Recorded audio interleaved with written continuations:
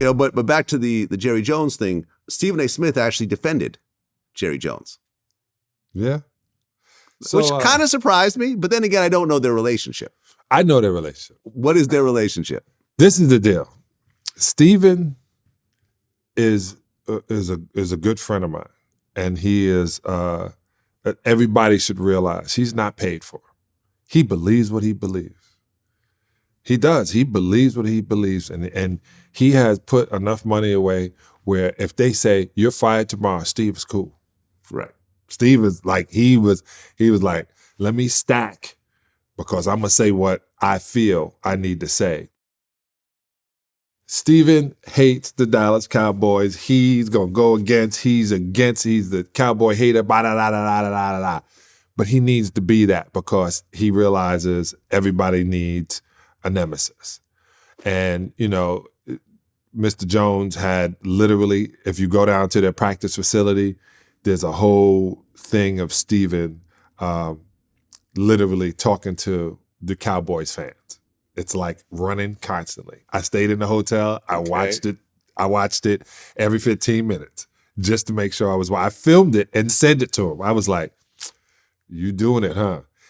So I guess his relationship with Mr. Jones, Michael Irvin's relationship with Mr. Jones, all the players that played for Mr. Jones say something different. And maybe he was that person in the 50s and 60s. And then maybe he changed. Because everybody loves the University of Alabama. And they wouldn't let black players on the field at one time.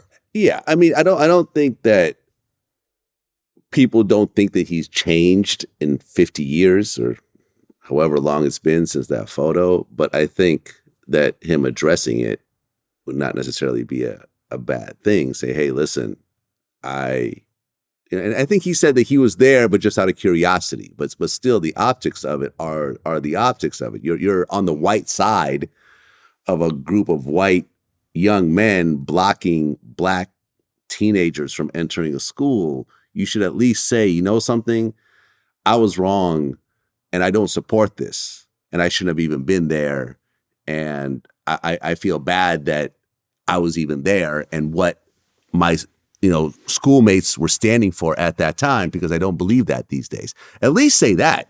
You mean less crazy? Less crazy.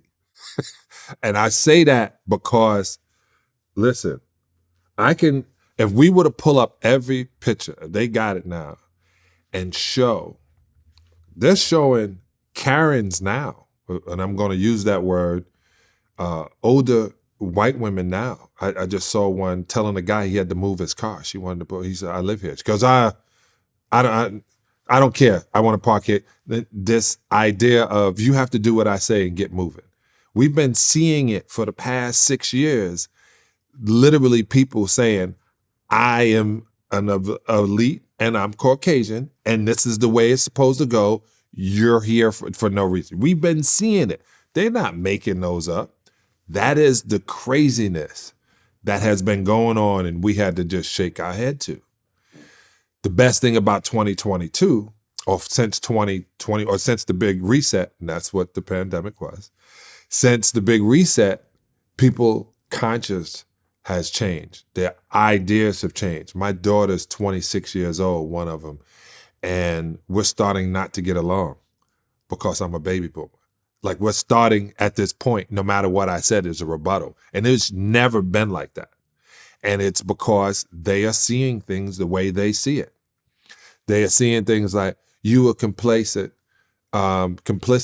in letting this happen. And they don't realize everything is a small chip at the mountain.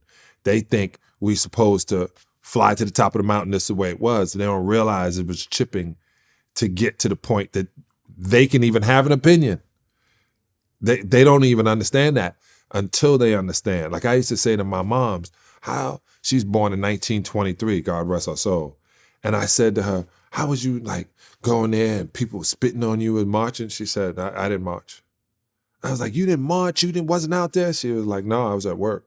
And I'm thinking, Ma, you didn't get, she said, that I wouldn't have been good with somebody spitting on me, Johnny. It wouldn't have been good. If I would have been there, they would spit on me, you wouldn't have been born. Like, she goes, I know me. And so I took it that way.